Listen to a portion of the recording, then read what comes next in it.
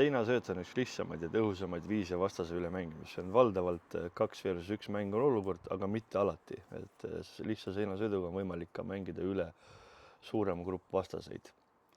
Seda elementi saab efektiivselt kasutada igas väljaku osas, tagant alustamisel, keskväljal ja loomulikult ründekolmandiku viimases faasis. Seinasööt on niisugune mängune olukord, kus mängija A söödab palli oma võistkonnakaaslasele mängijale B-le ja spurdib ümber vastase. Seejärel 1-2 puutega tagastab mängija B palli mängijale A-le.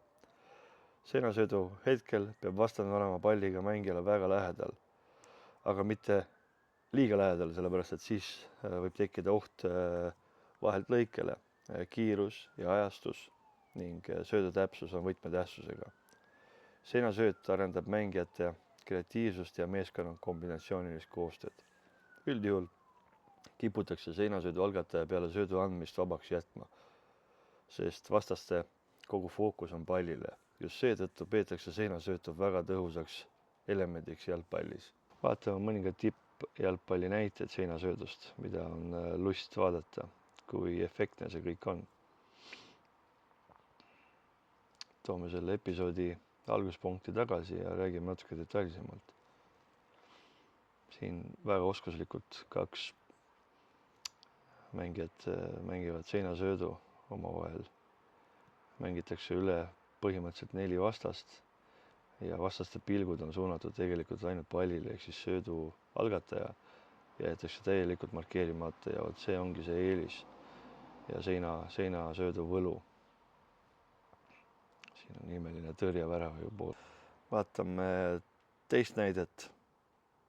Toome selle olukorra samuti tagasi alguspunkti ja siin me näeme lihtsa seinasöödu abil mängitakse vastasse 2 liini üle kokku 6 vastast ja jõutakse lihtsa seinasöödu abil rünnaku viimasesse faasi.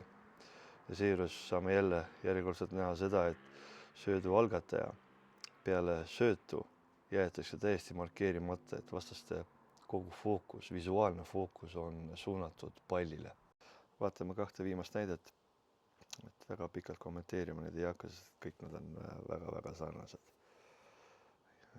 Lihtsalt mainin seda, et söödu algataja jäetakse täiesti markeerimata ja kui ta sprindib vabasse tsooni, satub ta väga heasse löögipositsiooni.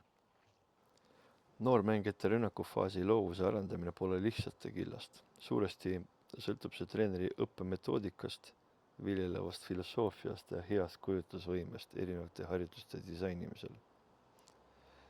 Seinasöödu elemendi praktikasse toomine loob häid tingimusi mängijate loovuse arendamisel. Siinkohal vaatame lähemalt ühte põnevat harjutust ja selle harjutuse eesmärk on õpetada mängijatel langetada 2 otsust. Üks neist on mõistagi seinasööt kaaslasega ja teine on dribling. Selle harjutuse vältel käib pidev roteerimine. Mängijad saavad kordamööda olla nii kaitsjad kui ka ründajad. See on suure kordusarvu peale üles ehitatud. See tähendab seda, et kui sa tahad ikkagi lastele midagi selgeks teha, siis järjepidevus ja korduste suur hulk on võtmesõnaks. Harjutuse läbiviimiseks on vaja vähemalt 5 mängijat. Käib pidev roteerimine, iga mängija lühikese aja jooksul saab olla nii ründaja kui ka kaitsemängija.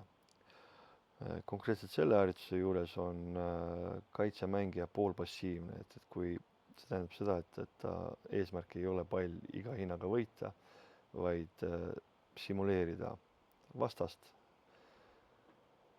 Ja kui näiteks pall takerdub mingisuguse tehnilise praagi tõttu või siis võib-olla kaitsemängija siiski teeb vahelt lõike, sellest pole midagi hullu, korraks harjutus peatada, võtta uuesti lähtekohad sisse ja panna see uuesti tööle. Harjutuse juures saab siis võtta vastu 2 otsust, kas mängida vastane üle seinasööduga või minna driblinguga. Et seda nüüd saab mängija ise hinnata ja otsustada. Äärmiselt põnev harjutus, äärmiselt lihtne harjutus ja mängijatel tekib päris kiire arusaam seinasöödust. noorte jalgpalli arendamisel on olulisel kohal järjepidevus ning korduste arv.